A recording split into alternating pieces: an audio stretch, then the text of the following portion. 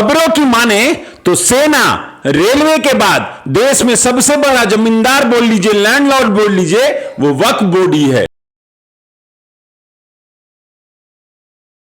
नमस्कार, मेरा नाम है राजेश सिंह और आप सभी का मेरे YouTube चैनल पे हार्दिक स्वागत है। अब की बार 400 पार तो नहीं हुआ, लेकिन अगर खबरों की माने तो अब की बार 5 अगस्त को वक्फ बोर्ड की शक्तियों को, अधिकारों को छीनेगी सरकार, ऐसी खबरें आ रही हैं। खबरों की माने तो अब की बार संशोधन है यार, वो भी वक्फ बोर्ड की शक्तियों का। अगर मीडिया रिपोर्टों की माने तो इस अधिनियम संशोधन का उद्देश्य किसी भी संपत्ति को वक्फ बोर्ड की संपत्ति को नामित करने के बोर्ड के अधिकारों को प्रतिबंधित करने का है। मतलब अगर मीडिया रिपोर्टिंग की माने तो ऐसा होने वाला है।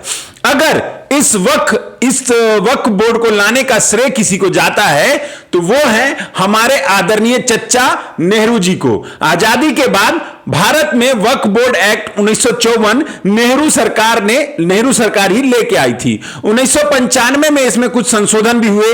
2013 में यूपीए सरकार के मूल वक्फ अधिनियम 1995 में संशोधन के माध्यम से वक्फ बोर्ड के अधिकारों और को मजबूती किया। मतलब यह है कि नेहरू जी ने कानून लाया और समय दर समय कांग्रेस के सरकारों ने वक्फ बोर्ड को मजबूत किया। अब आपको बताता हूं कि यह वक्फ बोर्ड है क्या।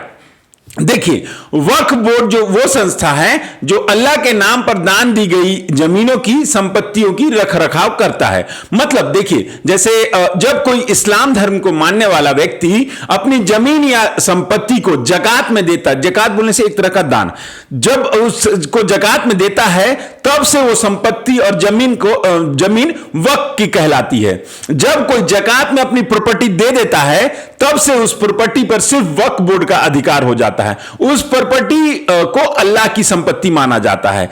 एक बार अगर किसी ने उस प्रॉपर्टी को जकात में दे दिया तो उस प्रॉपर्टी के साथ क्या करना है वो सिर्फ वक्फ बोर्ड ही डिसाइड करता है। ये मान के चलिए कि उसके बाद उस व्यक्ति का कुछ उसमें रह नहीं जाता, सिर्फ वो वक्फ बोर्ड की संपत्ति कहलाएगी। मीडिया रिपोर्टों की माने तो भारत में रेलवे, सेना के बाद सबसे बड़ा लैंडलॉर्ड वक्फ बोर्ड है। रिपोर्ट्स की माने तो 9,40,000 एकड़ में फैली करीब 8.5 लाख संपत्तियों की देखरेख करता है वक्फ बोर्ड। हालांकि कल 5 अगस्त है, 5 अगस्त राम मंदिर 370, समझ रहे ना। और 5 अगस्त को मोदी सरकार ने उन विवादित मुद्दों पर फैसला लिया है जिस पर कहा जाता था कि दुनिया पलट जाएगी। मतलब 370 पर तो कम से कम कहा जाता था, राम मंदिर पे तो कहा जाता था।